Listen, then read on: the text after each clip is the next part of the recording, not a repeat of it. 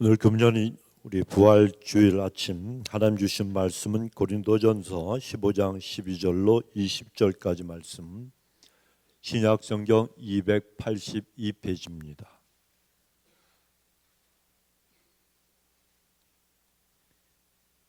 고린도전서 15장 12절로 20절입니다. 우리 한 절씩 교독하겠습니다.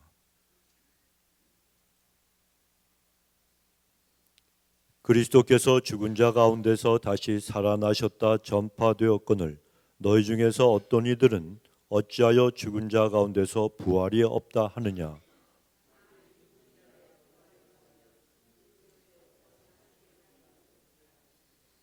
그리스도께서 만일 다시 살지 못하셨으면 우리의 전파하는 것도 헛것이요 또 너희 믿음도 헛것이며,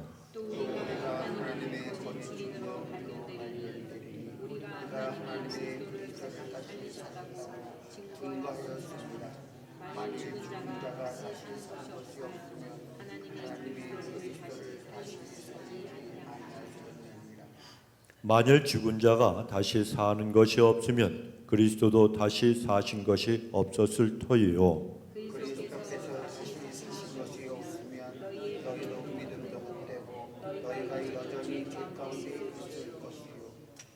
또한 그리스도 안에서 잠자는 자도 망하였으리니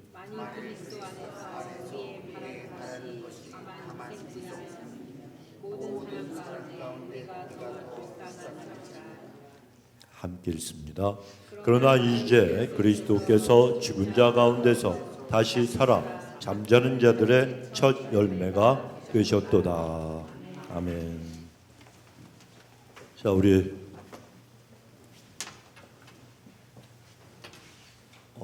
PPT가 오늘 부활절인 줄 아는가 봐요. 오늘 또 하나님의 은혜가 쏟아지는 줄로 믿습니다. 자, 다 외우셨죠? 시작. 하나님은 엘샤다이 하나님, 전능하신 하나님, 문제보다 크신 하나님, 대적보다 크신 하나님, 하나님은 모든 것을 하실 수 있습니다. 아멘. 하나님 모든 걸 하실 수가 있습니다. 자, 우리 한번 전후 좌우 계신 분들하고 한번 힘차게 확신 있는 그런 믿음으로 인사 한번 나누십시다. 예수님 부활하셨습니다. 예수님 부활하셨습니다. 네. 아직 또 있어요. 지금도 살아계십니다. 뭐든지 3, 4번이죠. 우리도 부활합니다. 네. 이 사실 잊지 마시고, 여러분 성경이 약속하고 성경이 예언한 말씀, 첫째는 예수님이 탄생하실 것이다. 그렇죠? 두 번째는 예수님이 십자가에 돌아가실 것이다. 세 번째는 부활하실 것이다. 네 번째는 승천하신다. 마지막은 재림하신다. 네 가지는 다 이루어졌죠. 예수님 부활하셨어요. 믿으십시오. 승천하셨습니다. 다시 오실 겁니다. 그러니까 성경의 가장 중요한 핵심은 예수님이 오실 것이다. 예수님이 오셨다. 그리고 예수님이 다시 오신다. 이거 하나만 남은 세대에 우리가 살고 있다는 거예요. 꼭 기억을 하시고 부활하신 예수님을 여러분의 소망으로만 삼으시기를 주 이름으로 축원합니다. 자, 여러분, 부모님들이 세상을 떠나면 자녀들이 어떻습니까? 다 슬퍼하죠. 슬퍼서 울기도 하고, 또 그 다음에는 돌아가신 그 부모님 그 관 옆에 이렇게 서서 서로 간에 부모님이 어떠신 분이었다, 우리 부모님은 또 어떤 분이었다, 이런 얘기들 갖다가 나누기 시작을 합니다. 그러면서 많은 생각들을 해요. 그런데 어떤 사람이 그런 얘기를 듣고 궁금했어요. 돌아가신 부모님들이 제일 듣고 싶은 말은 과연 무엇인가? 그래서 이제 설문 조사를 해봤습니다. 살아있는 부모님들한테 만일 당신이 세상을 떠나고 죽었을 때에 자녀들이 그 옆에서 무슨 얘기를 당신들의 부모님들에 대해서 얘기해주면 굉장히 좋아할 것인가, 만족할 것인가, 그걸 한번 적어서 답을 해보라 그랬어요. 그랬더니 여러 가지 대답이 나왔습니다.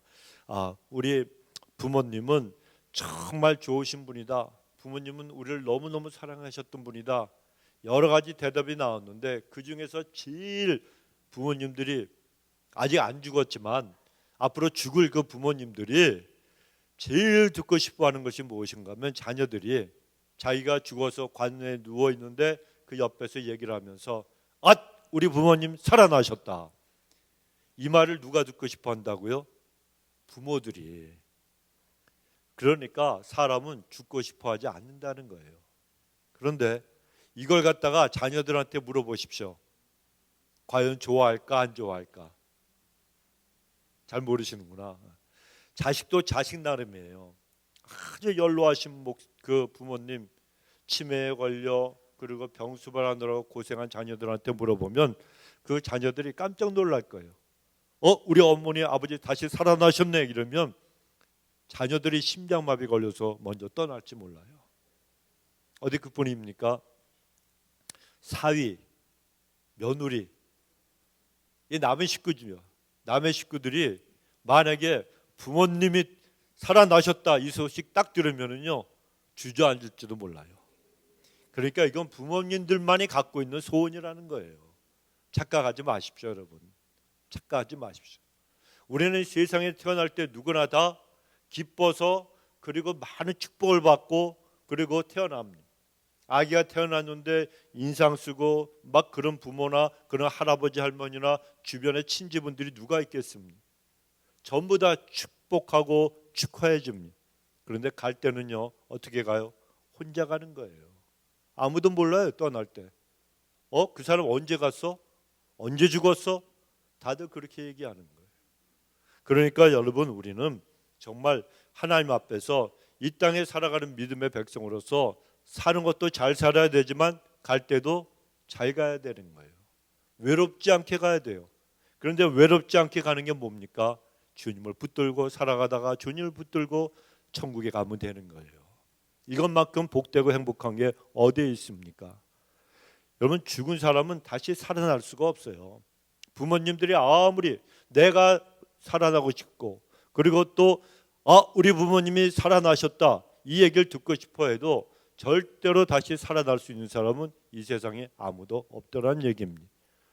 예전에 싱가포르 여러분 아시죠? 아시아에 있는 도시국가입니다. 아시아에서 제일 잘 사는 도시국가. 그 싱가포르에서 성공과 출세를 위해서 앞만 보고 달려왔던 한 남성이 있었습니다. 머리가 좋아서 열심히 노력해서 엘리트 코스를 갖다 밟아서 30대의 젊은 나이가 되었는데 성형외과 의사로서 그의 인생 커리어의 최절정 이 꼭지점에서 정점을 찍었던 의사 리차드 테오라고 하는 의사가 있었습니다. 30 중반을 넘었습니다. 그렇지만 아주 젊은 그 나이에 그는 하는 수술마다 너무너무 잘 되었고 소문이 나서 그 병원에는 환자가 끊어지질 않았습니다. 가족들도 다 부모들하고 형제자매가 화목했고 친구들도 굉장히 많았습니다. 가장 사랑하는 여인과 만나서 가정을 꾸렸습니다. 순풍에 돛단 듯이 모든 것이 순조로워서 자기 인생은 너무너무 잘 된 것 같아요. 그러니까 그를 보는 모든 사람들이 다 부러워했다는 것입니다. 젊었죠, 힘이 있죠, 머리 좋죠, 지혜가 있죠, 건강합니다. 직업적으로도 완전히 성공한 그런 30대 의사가 되었습니다. 바로 그것이 그를 보는 주변의 시선이었어요. 그렇게 막힘이 없이 인생의 성공가도 출세가도를 달린 그였지만 갑자기 2011년에 암 말기라고 하는 시한부 선고를 갖다 받고 말았습니다. 갑자기 몸이 좀 이상해서 병원에 갔더니 2011년 3월 달에 말기암이라고 하는 진단을 받았습니다. 그 암 진단은 그의 남은 모든 인생을 모든 것들을 바꿔놓았어요. 암이라고 하는 소리를 갖다가 듣기 전까지는 그렇게도 소중하고 자랑스럽게 여겼던 빨간색의 페라리. 제가 며칠 전에 말씀드렸죠. 페라리가 무슨 광활기 그런 리가 아니라고. 페라리가 뭐라고요, 권사님? 스포츠카라 그랬잖아요. 값비싼 스포츠카예요. 웬만한 집 몇 채가 있어야 돼요. 보험도 어마어마할 거예요. 그런데 이 사람은 그 페라리를 갖다 사놓고 얼마나 아꼈는지 몰라요. 그냥 맨날 닦고 그냥 그 애지중지하면서 그렇게 좋았던 이 값비싼 페라리라고 하는 스포츠카, 그리고 크고 멋있는 집, 또 아름다운 별장들, 명예로운 상장과 트로피, 이런 것들이 한순간에 자기가 암 진단을 받고 이제 당신 인생 마지막이라고 그러니까 아무런 가치가 없는 것처럼 느껴지기 시작을 했다는 것입니다. 그래 그가 농담을 했어요. 지난 몇 달간 나를 행복하게 해준 건 재물이 아니고 물질이 아니라 사람이었습니다. 항암 치료를 받고 너무너무 아플 때 나는 페라리를 끌어안고 운다고 해서 편안해지지 않았습니다. 이런 농담을 했습니다. 자, 그러면서 가족과 친구들의 소중함을 이제서야 실감했다라고 이렇게 털어놓기도 했습니다. 이 사람은 늘 더 높은 성공, 더 큰 출세를 위해서 경쟁하느라고 너무너무 바빴어요. 그리고 잊고 살았던 그런 환자들의 존재, 이 환자는 전부 환자 입고로 돈으로 생각했어요. 그러니까 그런 환자들의 존재도 정말 새롭게 자기에게 다가왔다고 했고, 그동안 자기가 환자는 돈이다 이렇게 여겼던 마음가짐도 한순간에 변했다고 했습니다. 또 만에 하나 자기가 암을 이겨내고 회복해서 다시 환자들을 진료할 수만 있게 된다면 나는 완전히 다른 그런 의사가 될 것이다, 이렇게 말하면서 그를 존경하고 따르는 후배 의사들에게도 당부를 했습니다. 환자 한 명 한 명을 차트에 기록된 병명이나 아니면 증상이 아닌 세상에 단 한 명뿐인 사람이라고 생각하고 사랑과 정성을 다해서 진료를 해달라고 당부를 했다는 겁니다. 성도 여러분, 성공을 추구하고 부자가 되려고 노력하는 거, 이건 여러분 그 자체가 나쁜 게 아니에요. 말씀드리잖아요. 잘 사세요. 잘 먹고 행복하세요. 비행기도 여러분 타실 때 비즈니스 이코노미 타고 다니면 나이가 드시면 다리가 아파요. 막 허리가 아파요. 그거보다 돈이 있어서 비즈니스 타고 다니면 얼마나 좋아요. 돈이 더 많으면 1등석, 남 1등석 타고 남 비즈니스 타는 거 뭐라 그러지 마세요. 좋은 차 타고 다니는 거 괜찮아요. 저도 어디 부흥회 갔더니 어떤 분이 좋은 차를 타고 픽업을 왔어요. 야, 그 차가요 가는 것 같지가 않아. 달리는 것 같지가 않아. 기가 막혀요. 또 어느 오클라호마에 또 부흥회를 갔더니 어떤 일이 있었는가 하면 이 뚜껑이 없는 차, 오픈카, 그 차를 타고 어떤 여자 집사람이 마중을 나온 거예요. 그것까지 가려면 1시간 반을 가야 돼. 오클라호마 시리에서. 프리웨이를 달리는데 저는 걱정한 게 머리 반듯하게 하고 그리고 이거 다 무스 바르고 갔는데, 비행기에서도 왜냐하면 가자마자 예배를 드리고 설교를 해야 되니까 양복 입고 넥타이 딱 매고 그리고 갔는데, 아니 비행기에서도 머리도 흥크러질까 봐 그냥 뒤로도 눕지도 못하고 이러고 갔는데 오픈카야. 속으로 쭉, 그리고 하여튼 처음 타봤는데 아니 78마일 80마일로 달리는데 머리가 안 날려요. 제가 머리카락이 없어서가 아니에요. 오해하지 마십시오. 이 카바가 다 되더라고요. 처음 타봤어. 여러분 돈 있는 분들은 그렇게 하셔도 돼요. 그분은 엄청난 억만장자야, 억만장자. 그런데 여러분 부자를 갖다 시기하고 나쁘다 그러면 이게 뭐예요? 공산주의예요. 이건 공산주의예요. 자본주의에서는 내가 열심히 노력해서 돈 많은 거 괜찮은 거예요. 그렇다고 해서 가난한 게 저주도 아닙니다. 우리는 자기의 분복대로 하나님이 주신 것대로 받아가지고 이것을 갖다 누리면 되는 거예요. 그런데 중요한 게 무엇인가 하면 인생의 가장 소중한 것이 무엇인가, 이건 잊고 살면 안 된다는 겁니다. 이걸 잊어버리지만 않으면 괜찮다는 거예요. 그런데 리차드 테오라고는 이 의사는 인생에서 자기가 정말 중요한 것이 무엇인가, 이걸 잊고 앞으로만 달려가다가 뒤늦게 그 사실을 깨달았지만 그는 불행하게도 남은 시간이 별로 없는 그런 인생이 되고 말았다는 것입니다. 2021년 3월에 암 말기 진단을 받았는데 2012년 10월 18일 40세를 일기로 그는 유명을 달리했습니다. 그가 죽기 전에 온라인 추모 사이트에 남긴 그 본인의 그 추모 글이 있어요. 거기에는 인생의 우선순위가 무엇인지 정하는 것은 빠르면 빠를수록 좋습니다. 이 글을 읽는 여러분은 지금은 세상에 없는 나처럼 되지 않으시기를 바랍니다. 이렇게 적어놓고 그 사람이 죽은 거예요. 여러분, 이 의사는 뛰어난 재능을 가진 의사였고 의사로서 성공도 크게 한 사람이었지만 결국에는 죽었어요. 그리고 다시는 부활하지 못했습니다. 여러분, 그는 우리에게 죽음이 무엇인가를 갖다 생각해 주게 하는 그런 인물이었다고 할 수가 있습니다.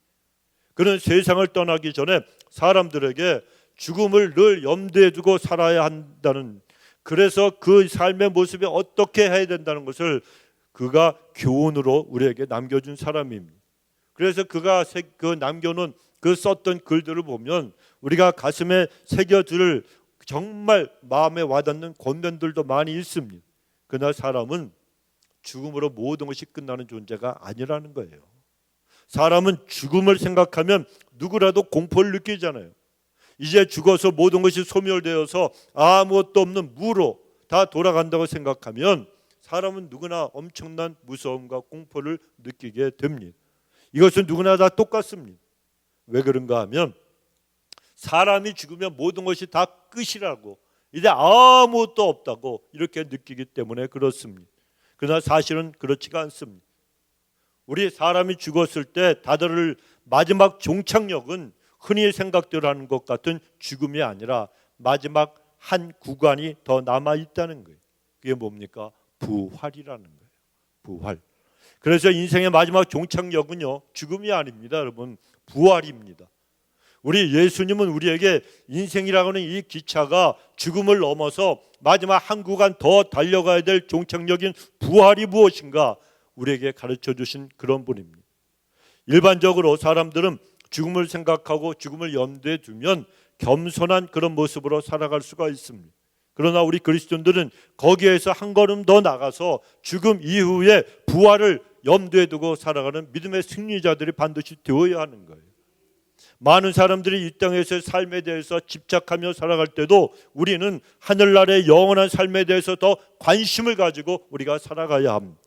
죽음을 넘어서 부활까지도 생각하며 우리는 나가는 사람들이 되어야 한다는 말씀입니다. 여러분, 죽음은 이 땅에서의 인생의 모든 걸 뺏어갑니다.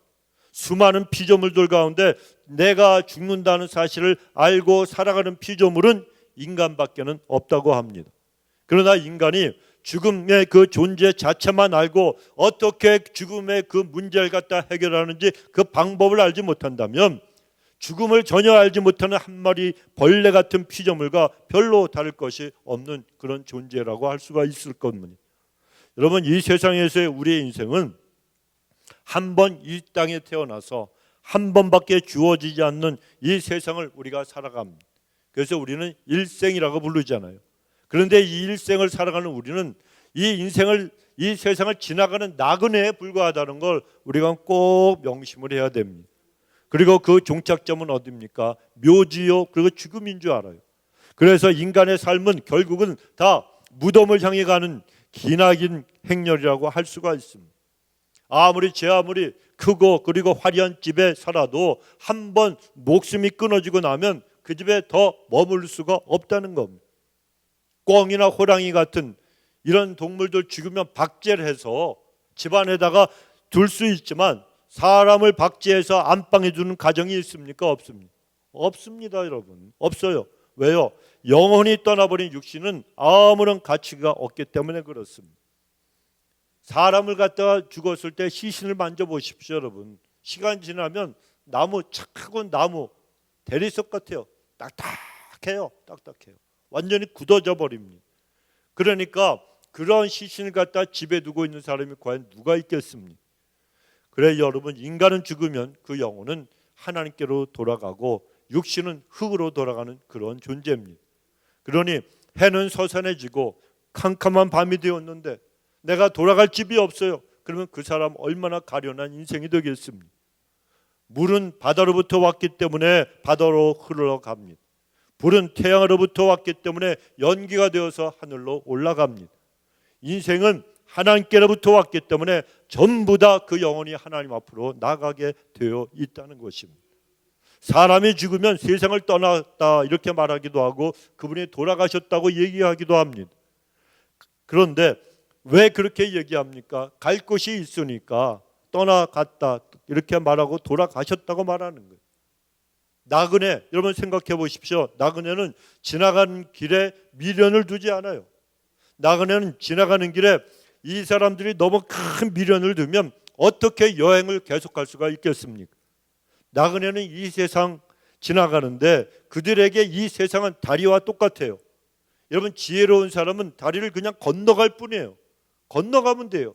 그런데 그 위에다가 집을 짓는 사람이 누가 있습니까? 없습니다, 여러분. 뿐만 아니라 나그네는 지나가는 길에서 얻은 것들을 가지고 자랑하지도 않아요. 그것들 또한 다 지나가는 것이기 때문에 그렇습니다. 권세도 명예도 지식도 돈도 건강도 다 지나갑니다. 영원한 것이 하나도 없다는 것입니다. 중국에 가보신 분들 계실지 몰라도 중국의 베이징 천안문 광장에 모태똥, 마오쩌둥의 그 무덤이 있다고 하지 않습니까? 그 시체가 썩지 않게 방부제로 처리를 하고 항상 무덤한 그 온도를 섭씨 16도를 유지해서 지금도 이 마오쩌둥은 죽을 때 모습 그대로 유지하고 있다는 거예요. 관광객들이 구경하기 위해서 혹은 또 이 마오쩌둥을 숭배하는 자들이 와서 참배하기 위해서 길게 줄을 서서 기다리고 있지만 죽은 시신은 시신일 뿐입니다. 사람이 죽으면 썩어서 흙으로 돌아가야 되는 거예요. 그런데 이 모태똥, 이 마오쩌둥은 그 시신이 흙으로 돌아가고 싶어도 돌아가지 못하는 불쌍한 처지가 되고 말았다는 거예요. 얼마나 불쌍합니까? 이 중국 공산당 이 공산주의자들이 영혼의 세계를 모르고 영원한 세계가 있다는 것을 갖다가 믿지 않으니까 영혼이 떠나버린 아무것도 아닌 그 육체가 전부인 줄 알고 그런 이상한 짓들을 하는 겁니다. 또 모스크바에 있는 공산주의의 그 첫 번째 원조라고 할 수 있는 레닌, 그도 그런 모습으로 지금 그렇게 되어 있고, 북한의 금수산 기념궁전에 가면 김일성 수령님과 김정일 장군님도 자기들이 아무리 민족의 태양이요 수령자 붙고 장군이라고 하는 그런 칭호가 붙어도 그런 자들의 무덤도 또 그렇게 보존되고 있다는 것입니다. 얼마나 어리석습니까? 이처럼 예수님을 모르고 영원한 천국과 지옥을 모르는 세상 사람들은 흔히 무덤의 크기로 생전의 권세와 위용을 자랑하고 싶어서 안달한다는 거예요. 이집트의 피라밋이 그렇죠. 그리고 중국의 진시황릉이 바로 그렇습니다. 그런가 하면 미신을 믿는 어리석은 사람들, 죽은 이후에 명당 자리를 찾아서 거기에 묻히기를 갖다가 원합니다. 명당에 묻히면 자기가 좋은 데 가고 그리고 그 자손들이 번창한다고, 돈도 많이 벌고 출세하고 성공한다고 그렇게 생각들 합니다. 자, 그러면 여러분 생각을 해보십시오. 명당 자리 어떻게 해야 됩니까? 명당 자리를 찾았어요. 그러면 그 자리를 갖다 다른 사람한테 양보해야 됩니까? 양보하지 말아야 됩니까? 빼앗기면 안 되잖아요. 그렇게 좋다는데.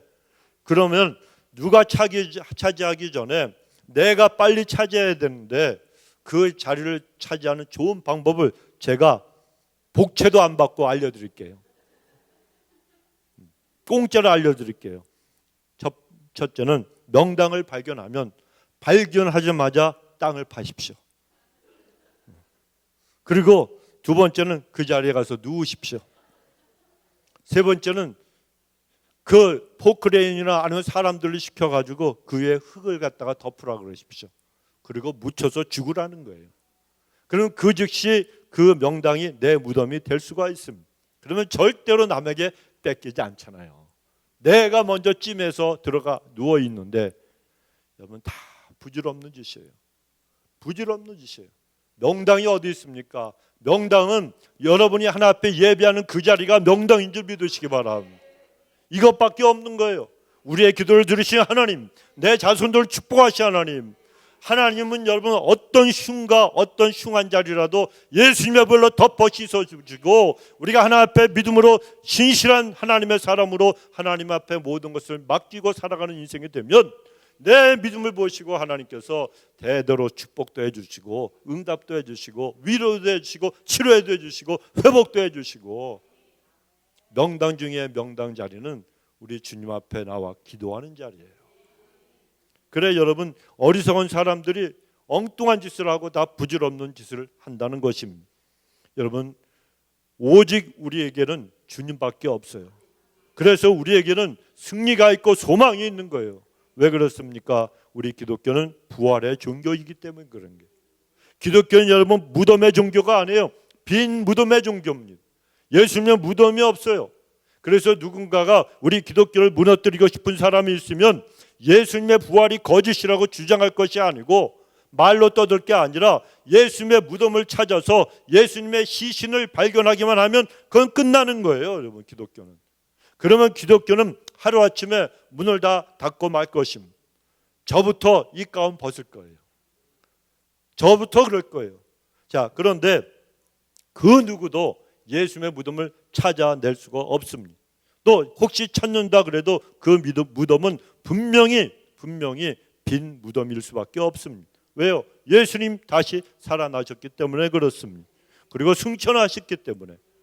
성도 여러분, 예수님은 부활하셨어요. 그리고 승천하셨어요. 그리고 지금도 우리 가운데 살아 계십니다.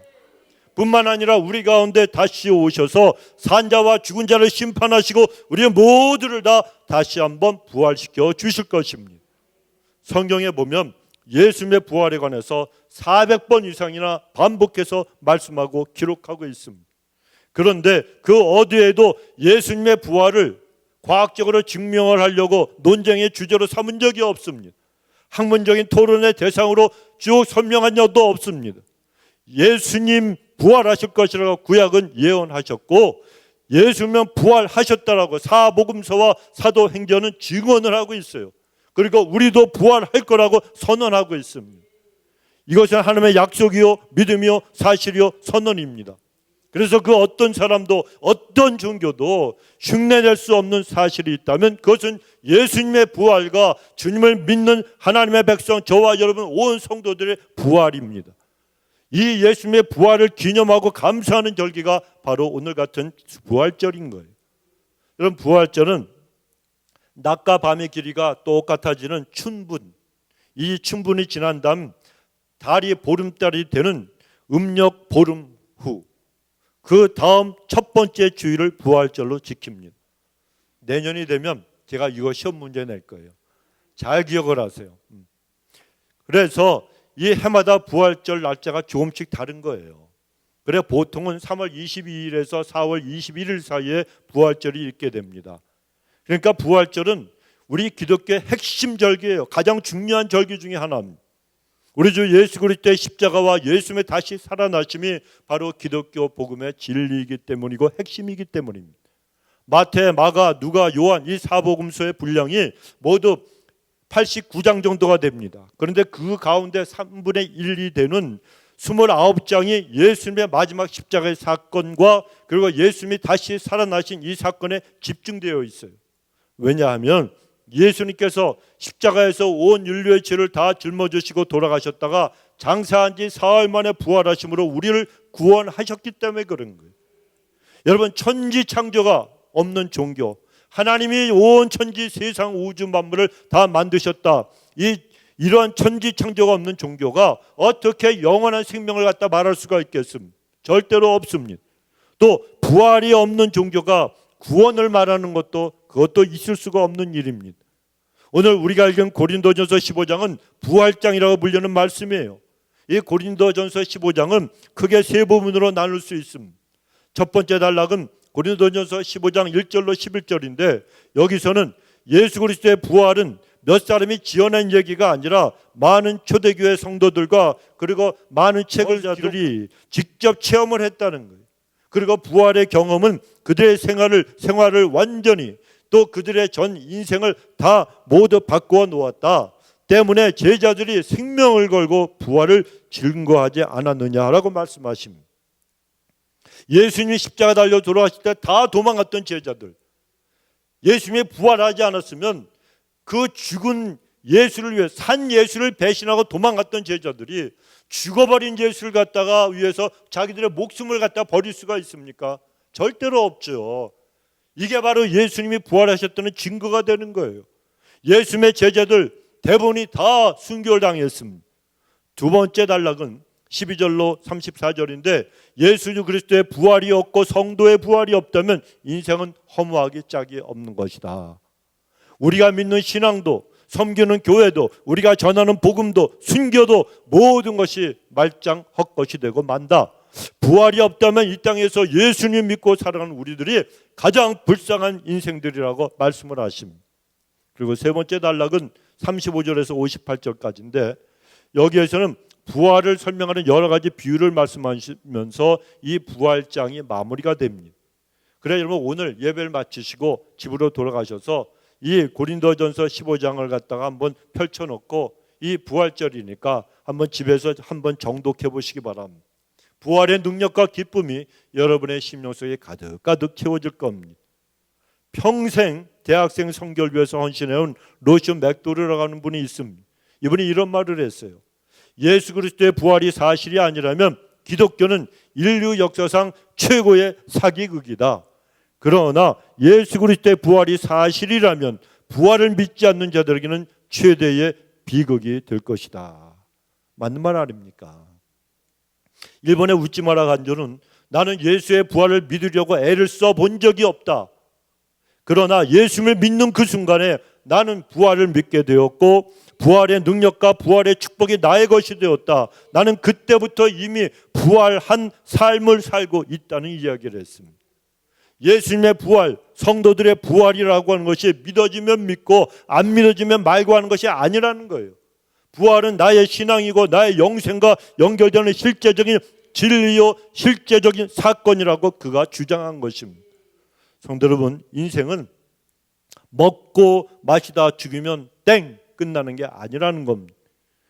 어리석은 사람들은 화가 나면 얘기하잖아요. 죽으면 그만이지, 죽으면 그만이지. 여러분 죽으면 그만이지. 그러나 누가 죽으면 그만이라고 얘기를 했습니까? 우리는 죽은 다음에는 불신자들이 들어가는 영원한 심판과 멸망의 세계가 있다는 것, 그리고 믿음으로 부활한 자들이 들어가는 영원한 세계, 영생의 세계가 있다는 걸 기억해야 되는 거예요. 죽으면 이 땅에서의 삶만 그 짧은 한 줌밖에 안 되는 다윗이 고백처럼 한 뼘밖에 안 된다 그랬잖아요. 그 한 뼘밖에 없는 인생, 이거 이 세상에서만 내 인생이 끝나는 거지 그 다음에는 영원한 형벌과 영원한 행복과 은혜가 있는 천국과 지옥이 있다는 거예요. 이건 영원한 거예요. 죽지도 않아요. 없어질 수도 없어요. 그 세계가 분명히 있다고 성경은 우리에게 말씀하고 있습니다. 부활장인 고린도전서 15장에 보면 만일 부활이 없다면 이 말씀을 무려 8번이나 반복하고 있습니다. 부활은 반드시 있다, 틀림없이 있다, 확실하게 있다. 이 사실을 강조하기 위해서 만일 부활이 없다면이라고 하는 이 문장을 8번이나 반복해서 기록을 한 것입니다. 사랑하는 성도 여러분, 예수님의 부활은 사실입니다. 그러나 만일 예수 그리스도의 부활이 없다면 그분은 하나님의 아들이 될 수가 없는 거예요. 그분은 우리의 구세주가 될 수도 없습니다. 우리의 경배의 대상도 절대로 될 수가 없습니다. 한 종교의 교주는 될 수 있을지 몰라도 진리가 되고 천국 가는 길이 되고 영원한 생명이 될 수는 절대로 없다는 것입니다. 또 예수 그리스도의 부활이 없다면 오늘 본문의 14절에 보면 복음 전파가 아무런 의미가 없는 일이 되고 마는 겁니다. 우리의 믿음도 모두 다 헛것으로 전락하고 만다는 겁니다. 15절에 보면 우리 그리스도인이 거짓 증인이요 역사상 가장 못된 사기꾼이 되고 말 것입니다. 그 사기꾼 중에 최고 가장 악질 사기꾼은 목사들일 거예요. 부활이 없다면 그렇지 않습니까? 완전히 사기꾼, 최고 사기꾼이 될 거예요. 기독교의 모든 것이 다 거짓말이 되고 만다는 겁니다. 여러분, 금년은 몇 년이죠? 2025년이에요. 예수님이 탄생하신 지 2025년이 된 거예요. 예수님이 이 땅에 오신 지 2025년, 이게 역사예요. 히스토리예요. 히스 스토리. 누구의 스토리라고요? 예수님의 스토리라는 거예요. 그러니까 만일 예수님의 부활이 없다면 인류의 역사는 온통 사기극이 되고 마는 겁니다. 또 본문 18절에 보면 또한 그리스도 안에서 잠자는 자도 망하였으리니라고 말씀합니다. 만일 예수님의 부활이 없다면 예수님을 믿고 죽은 성도들이 인생 최대의 실패자가 될 것이라는 것입니다. 그들은 완전히 망해버린 인생이 될 것이고, 순교자들은 그거 복음 하나 붙들고 예수님 하나 믿고 그리고 살아오다가 그들이 한 번밖에 없는 인생에서 그냥 자기의 하나밖에 없는 목숨을 잃어버렸는데, 그들은 가장 불쌍한 인생이 되고 말 것이라는 뜻입니다. 19절에 보면 만일 부활이 없고 이 세상이 전부라고 한다면 모든 사람들 가운데 예수 믿는 사람들이 바로 저와 여러분이 가장 불쌍한 그런 사람이라고 말씀하십니다. 우리의 충성도, 헌신도, 그리고 인내도 모두 공허한 것이 되고 인생 사는 것 자체가 허무하게 될 것이라고 말씀하시는 겁니다. 그러니 이 부활이 우리 기독교에 얼마나 중요한 진리인지 모릅니다. 우리 예수님은 부활하셨고 지금도 살아계시고 우리도 부활합니다. 그래서 우리의 믿음은 결코 헛된 것이 아니라는 거예요. 우리의 모든 수고와 섬김도 절대로 헛되지가 않습니다. 부활을 믿고 소망을 가지고 의미 있는 목적을 향해 달려가는 우리의 삶은 그냥 허무하게 끝나는 것이 아니고, 주님이 반드시 천국에서 모든 것을 보고 계신 하나님이 우리의 눈물을 닦아주시면서 우리에게 면류관으로 갚아주신다고 성경은 약속하고 있습니다. 그러면 우리 성도님들 부활 신앙을 가지고 신앙생활 하시기 바랍니다. 인생을 방황하게 하는 수많은 문제들, 아픔들, 그 모든 것들도 부활하신 예수님이 살아계시면 여러분 그것으로 충분한 거예요. 내가 인생길에서 당하는 많은 고난, 그리고 여러 가지 유혹과 마귀의 시험도 예수님이 오시면, 예수님 살아계시면 그것으로 충분한 것입니다. 문제는 여러분 그때 해결될 것이고 모든 갈등은 사라질 것입니다. 주님 부활하셔서 우리 가운데 계시고 부활하신 주님이 나를 찾아오시면 그것으로 다 충분한 겁니다. 초대교회 사도들, 주님의 제자들 생각해 보십시오. 그들은 주님의 십자가와 부활을 증거하다가 다 죽어갔습니다. 그렇다면 예수님의 부활을 믿는 신앙이 우리의 인생을 갖다가 바꿔 놓았는지 우리는 한번 스스로 자신에게 물어보아야 하는 거예요. 부활 신앙이 정말 나의 인생을 어떻게 바꿔 놓았는지 생각해 봐야 된다는 겁니다. 예수님이 십자가에서 돌아가신 다음 뿔뿔이 도망치고 흩어졌던 제자들은 부활하신 예수님을 만나고 난 다음에 그들의 모든 것이 다 바뀌어졌습니다. 다 변화되었습니다. 우리는 여러분 과연 어떻습니까? 주님의 부활이 우리의 무엇을 바꿔 놓았습니까? 부활하신 우리 주님이 지금도 살아계셔서 나와 함께 계신다는 사실이 우리에게 과연 어떤 의미가 있습니까? 초대교회 시절에 쓰여진 문헌 가운데 이런 편지가 전해져 내려오는 게 있습니다. 그리스도인들은 정말 이상하다. 우리는 죽음을 두려워하는데 그들은 죽음을 두려워하지 않는다. 예수를 전하다가 죽는 것을 그들은 자랑스럽게 생각한다. 그들은 장례식을 치르면서도 감사하다고 하고 장례식을 치르면서도 찬송을 한다. 묘지로 행렬을 이루어 갈 때도 마치 소풍 가듯이 노래를 하면서 간다.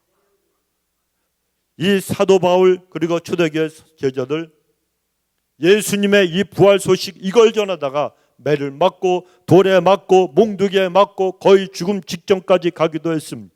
그러나 그들의 몸을 다시 회복하면 마치 아무 일도 없었다는 듯이 툴툴 먼지를 갖다 털듯이 그들이 그냥 온몸에 묻어있는 피 그리고 먼지들 다 털어버리고 일어나서 다시 복음을 전하러 나갔습니다. 그리고 복음을 전하다가 죽는 것을 그들은 자랑스럽게 여겼어요. 이것이 인생을 가장 보람되게 살아가는 유일한 길이라고 믿었기 때문입니다. 여러분, 그들은 피가 나고 온몸이 찢겨지고 갈기갈기 고통을 느껴도 이 사람들은 또 일어나서 또 나갔다는 거예요. 매가 기다리고 있고 고문이 기다리고 있고 멸시와 천대가 기다리고 있는 그 세상으로 그들은 또 달려나갔어요. 무서워서 두려워하지 않았어요. 어차피 죽을 거. 제가 말씀드렸잖아요. 이순신 장군도 죽었어요. 원균도 죽었어요. 원균도. 무드셀라 900년이 훨씬 넘게 인류 가운데 가장 오래 산 그 사람도 죽었고, 얼마 되지 않고 그냥 짧은 인생길에서 주를 위해서 헌신하다가 죽었던 30도 못 돼서 죽은 많은 한국에 와서 일하다가 죽은 그 선교사들도, 열병에 걸려서 죽은 사람들도, 맞아 죽은 사람들도 다 갔습니다. 어차피 가는 거예요. 제 아무리 오래 살아도 여러분, 요즘 뭐 100세 시대 꿈도 꾸지 마십시오. 여러분, 딱 한 분, 우리 교회 신권사님 빼놓고는 꿈도 꾸지 마세요. 100세요. 신권사님처럼만 사십시오. 여러분, 기억력도 멀쩡하시고 식사도 잘하시고 그러면 사세요. 근데 저는 자신이 없어. 100세까지 우리 권사님처럼 사실 수가 없어. 살 수가 없어. 여러분, 인생은요 80 넘어가면 다 꺾여져요. 우리 교회 80 되신 분 딱 한 분 있어서 제가 하는 얘기예요. 80 넘어가면 꺾여져요. 3분의 1이 암 환자가 돼요. 그래가지고 여러분, 인생을 갖다가 100세까지 사시려면 20년 동안 치매가 걸려갖고, 제가 유명정 원사님 저기 장례식 때 어떤 분이, 천주교 다니는 분이 저보고 신부님 그러더라고. 그러면서 아차 이래. 아차 그래. 치매도 아직 아닌데. 근데 그분이 그날 저한테 무려 3번을 저한테 신부님 그랬어요. 차라리 파더 그러면 제가 오냐 따라 이럴 텐데 신부님 그래가지고 한국말로. 여러분, 나이가 들면은 기억력도 떨어지고요. 다 그런 거예요. 마이크 제가 들고 있지만 이렇게 내 마이크 어디 있지? 어디 있지? 여기 있잖아. 나이가 들면 그렇게 되는 거예요. 그리고 힘들어요. 운전하는 것도 힘들고, 앉아 있는 것도 힘들고, 서 있는 것도 힘들고, 누워 있으면 또 어떻게 해야 돼요? 허리 아파. 이걸 갖다 한국말로 미치고 팔짝 뛴다 그러는 거예요. 나이가 들면 그렇게 돼요. 인생은 어차피 떠나는 거예요. 그러니까 죽을 준비를 잘 하시라고요. 그리고 유언장에 제가 지난주에 말씀드렸죠. 뭘 꼭 넣으라고요? 내 아들 딸들아, 적어도 1년에 5번은 꼭 내 묘지에 와서 꽃을 갖다 꽂아놓고 가라. 이런 거 필요 없고, 뭐 하라고요? 예수 잘 믿고 천국에서 만나자. 유언장에다 그걸 갖다 기록을 하셔야 돼요. 그거 기록 안 해놔도 기록해도 할까 말까인데, 안 그러면 내가 다시 살아날 거야. 그렇게 얘기하세요. 그래야 되는 거예요. 여러분, 인생은요 남는 게 아무것도 없어요.